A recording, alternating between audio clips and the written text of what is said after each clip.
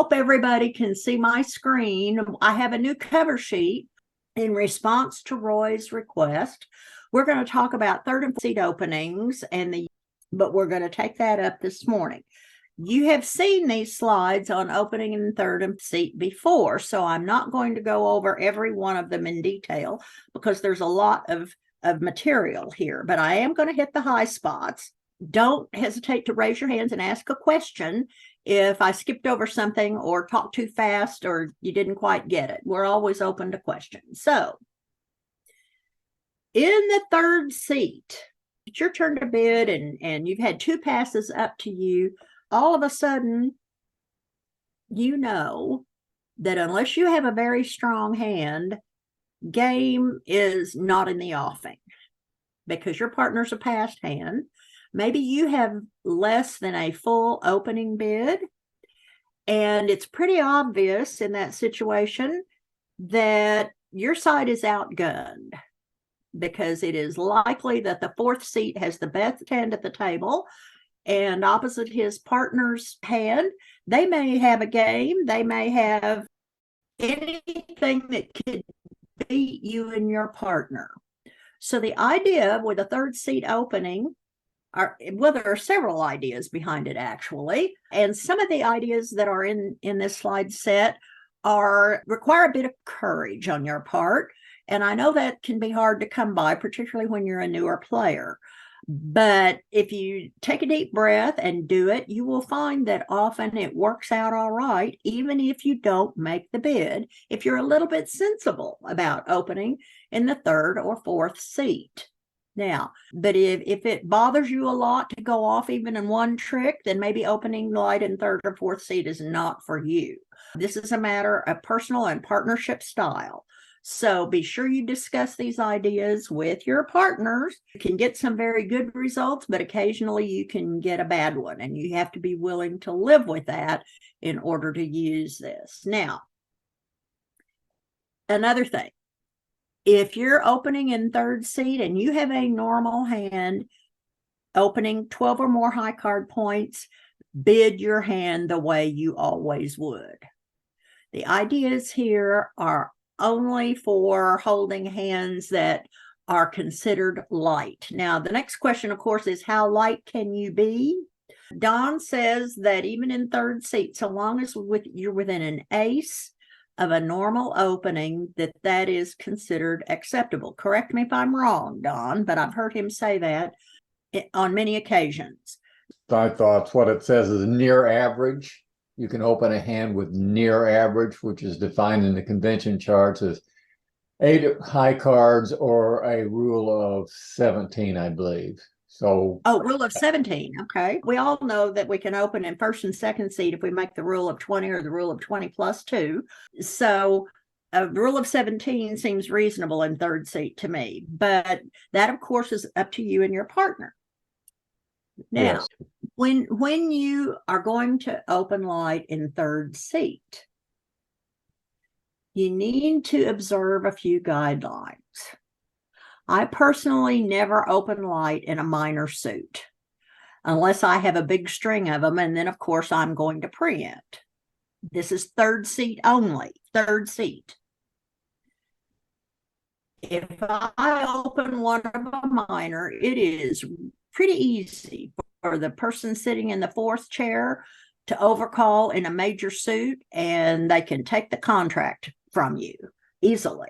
It is always easier if you open in third seat with a major suit, in particular spades. You know, we all want to hold the spade suit. We don't always get to, but if you open in third seat with a minor, have a full opener. Now, this is my idea only. I personally never open light in the third seat in a minor unless I have a really strong suit. And if I have a really strong suit, it's likely that I have nearly an opening hand or the equivalent. So if you open with a minor suit in third chair, have 11 or 12 high card points and at least 5 cards in that minor suit if you're going to do that. And the second one is really important. You never open a light no trump unless you and your partners play weak no trumps all the time. If you play a 15 to 17 no trump, that's what you have when you open one no trump. You never mess around with one no trump openings and shaving the point count off of them.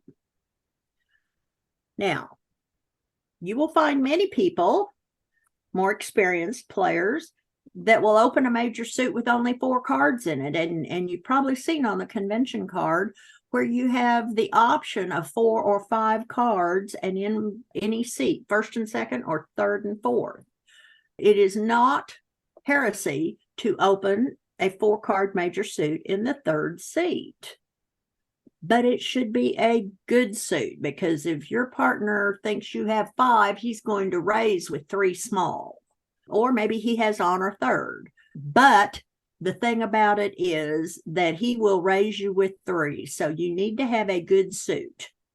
Now, all of this presupposes that you and your partner have agreed on a certain set of minimum standards. If your partner has told you anything goes, then you might be willing to open 1 spade with a 10 high suit and 4 of them. That is taking a lot of risk, though, a lot of risk. But if you and your partner have high tolerance for bad scores, well, go for it. Now, try to have a reason in mind when you're opening in the third seat. The reasons for opening in third seat parallel those for overcalling in many instances. You want to be obstructive. Maybe you want to steal the bid, and certainly you want to give your partner an idea of what to lead if he ends up on lead. So, once you've thought about all of these things, remember, it's kind of like preempting. If you're opening light in the third seat, don't bid again. That's the way your partner knows you opened light. Don't bid again. That means that you have to be prepared to pass anything your partner bids if he or she has no tolerance for the suit you bid. So, what does that mean? It means that some suits that you might want to open might not make such good hands for opening in the third seat. For instance, let's look at this first example here. You might be tempted to open 1 spade. This is certainly a nice spade suit. You have 8 high card points. You only have 4 of them. But I would consider this, particularly if at favorable vulnerability, I would consider opening 1 spade, except it's my luck that my partner will bid 2 clubs. Now, if you play reverse Drury, then 2 clubs is conventional. So in my partnerships, I don't have to worry about a 2-club response here, because my partner is going to tell me he has a limit raised with spade support if he bids that.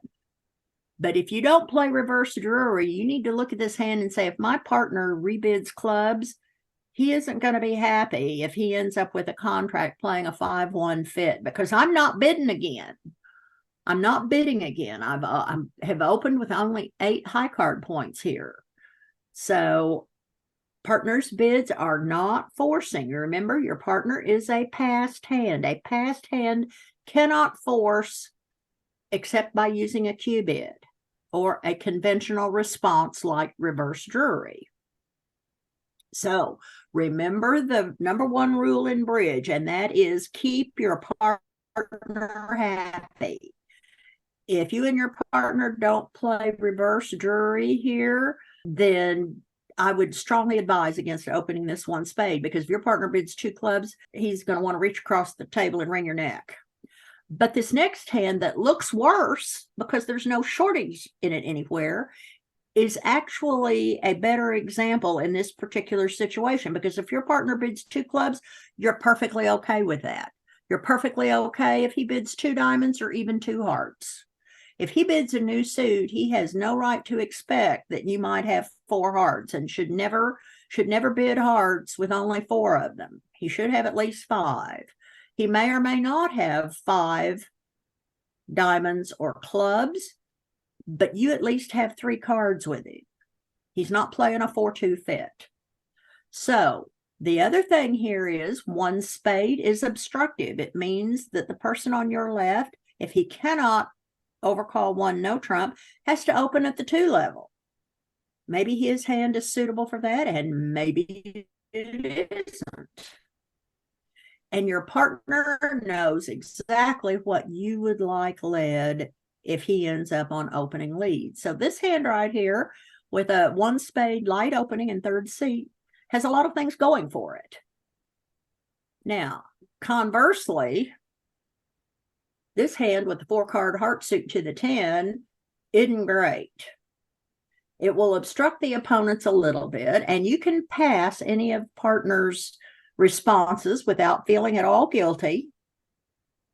The problem is that your partner is going to expect you to have something more than a 10 high suit when you open in the 3rd seat. Now, on the other hand, if you and partner have agreed that an opening like this is okay, that's fine, so long as you and your partner have talked about it. But if you haven't talked about it, or if you're playing with a new partner, I would advise against bidding 1 heart in the 3rd seat here. It's just, you don't particularly want your partner to lead a heart. Partner may raise to 2 hearts with only 3 small, and then where are you? You're wishing you could take that 1 heart opening back is where you are. So think about all these things before you actually bid. It's always a good idea to consider what you will bid if partner bids another suit. Do I have a rebid? Can I play opposite 3 small here if that's all my partner has and he raised? So think about these things before you actually bid, and I think you'll be happier with your results. Now, here's another example of something you can do in the 3rd seat. This looks like a nice 1 spade opening in the 3rd seat, definitely. You know, it has some things going for it. The only problem is, I find in situations like this, my partner always has hearts. And then he bids 2 hearts, and I don't want to bid 3 diamonds on that moth-eaten suit. I don't want to rebid my spades particularly. And so I'm stuck.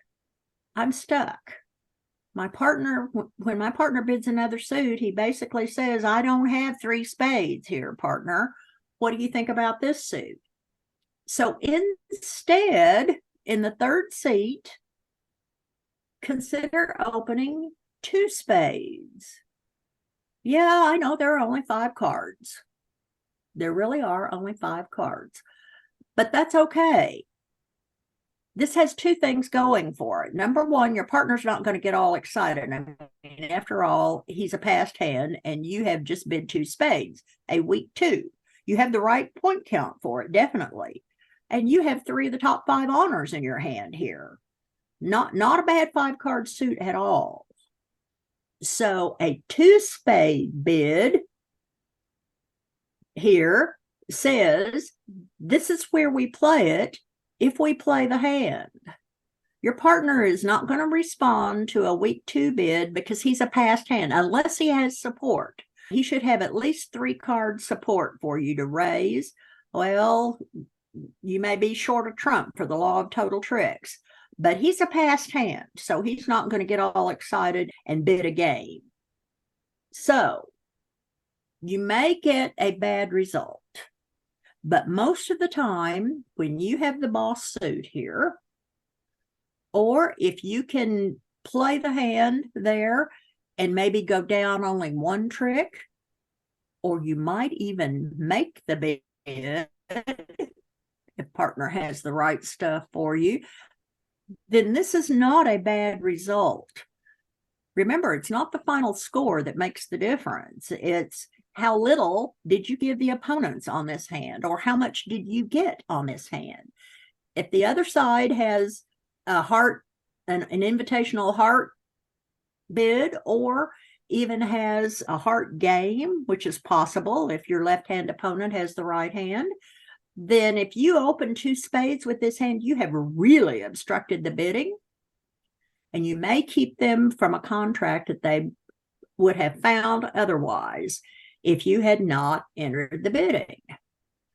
Now, here's another hand that's an example. This is a full, look at this. This has 12 points in it.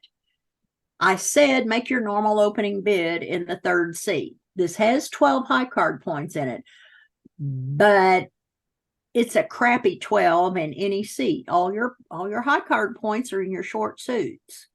There's no ace, and that heart suit is a moth-eaten one if I've ever seen it. I would look at this hand even in first or second seat and really have to look at the vulnerability and talk to myself before I opened it.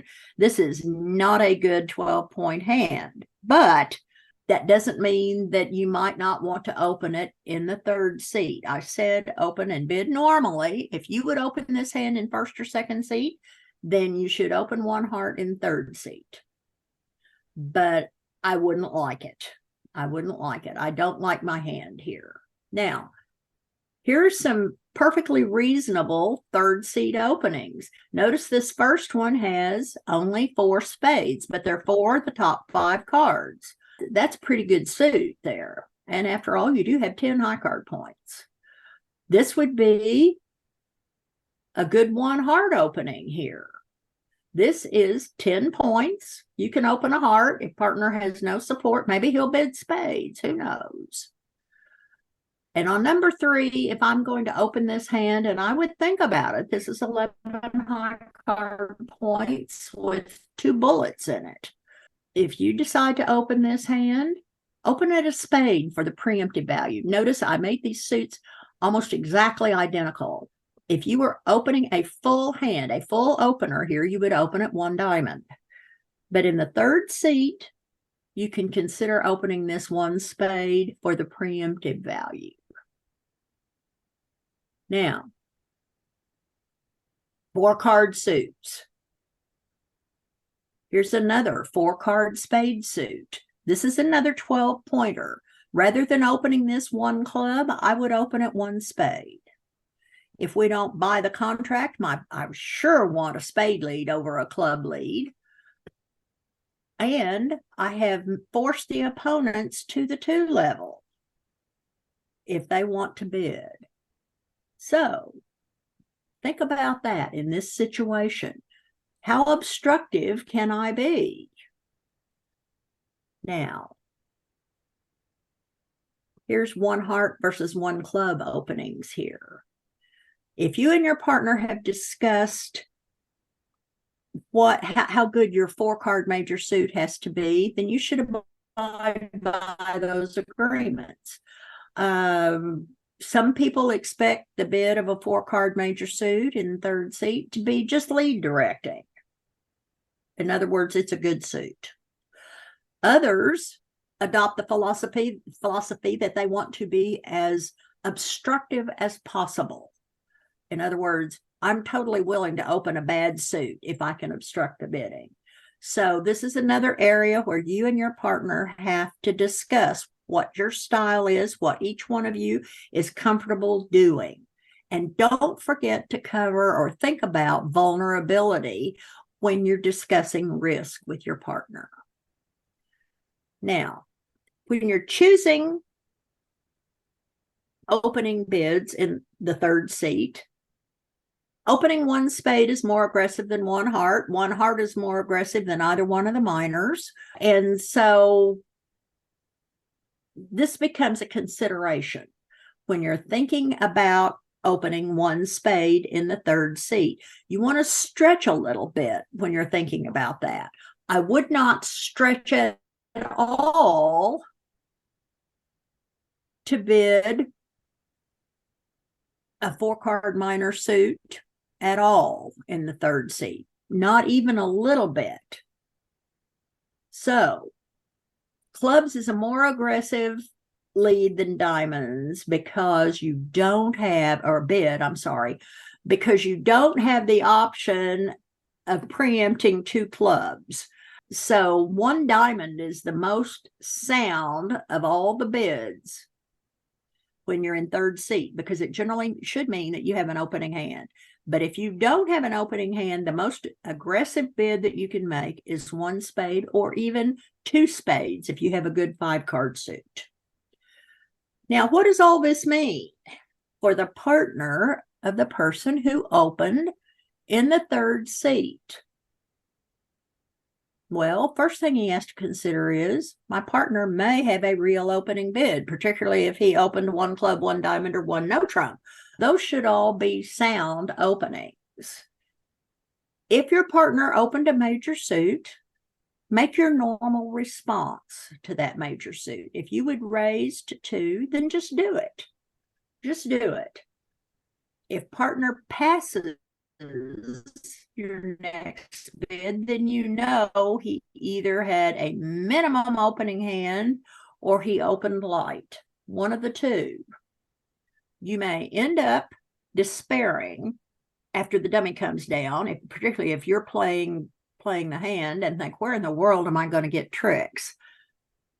Don't let on to the opponents that you're in trouble. They're kind of like sharks, you know. They smell blood in the water, they're going to come after you. Appear confident and play the best you can. It may come out all right. You'd be surprised. Now, don't respond to a third seat opener's bid week 2 unless the opponents compete. Then you may support with support, but you need to remember that if it's a major suit, partner may have only 5. So have one more than you normally would if you're going to raise. Now, I made a note here about Drury, but your trump support in this particular instance needs to be one better than usual when your partner has opened with a week 2 bid in the third seat in a major. So you're trying to basically steal the hand when you open light in the third seat. You suspect that you and your partner are totally outgunned, and you would like to get the best advantage that you can. So you have to be willing to accept some risk to get the rewards. But if you can bring it off and get a good result, that will give you more confidence to try it the next time. So consider opening in the third seat with fewer high card points, with a 4-card major suit. Consider a 2-level opening with a 5-card major suit that's decent. At the 2 level outside your traditional range, or at the 3 level or higher with fewer cards than you normally would have. I would be remiss if I didn't tell you about something that happened with me and my partner. I was in first seat and I passed. My left-hand opponent passed. My partner opened 3 spades. I looked in my hand and I thought I saw 3 small spades, and I thought, oh, hey, we have 10 spades together. If the opponents compete, I can raise to game because I'm weak as a kitten, but I could do it because I have 3 trumps. And then my right-hand opponent passed, and I looked down at the boards and I saw third seat, opponents vulnerable, we were not. And I thought, uh-oh. My partner was noted for bidding aggressively in that situation. And come to find out, he not only did not have 7 spades, he had only 6. And the only high card he had in his hand was the queen of spades. Did we make the bid? Of course not. He went down 2 in that 3-spade bid because he had length in his spade suit. But the opponents were cold for 4 hearts. They just didn't want to start bidding at the 4 level. And that's exactly the reason why he bid the way he did. This is acceptable in the third seat, particularly at favorable vulnerability. And I'm ever so glad I didn't bid 4. I'm so glad I stopped to look and think. That was a very good board for us. We could have been doubled and gone down 3 and or 4, and it might have been a complete disaster. But I knew I had 3 spades with him, so I just put the green card down and he played it, and it all worked out. Hi, this is Susan. Thanks for stopping by the Oklahoma Collective's YouTube channel. Basically, this channel shows recordings of our free 1-hour bridge lessons for advancing players that we offer every Saturday morning at 9 a.m. Central Time.